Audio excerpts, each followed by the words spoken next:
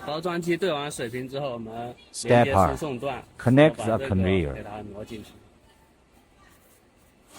After that, adjust the conveyor support frame to keep the height of the conveyor and the packaging 对， machine 注意缝 consistent. 隙的距离，就不要压到这根皮带。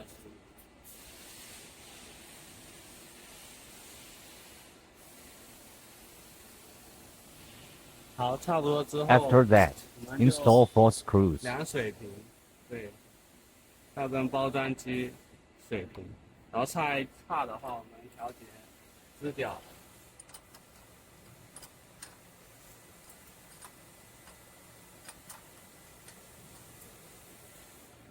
对，然后再测量一下，水平了之后，我们就把它连接起来，4个螺丝，对。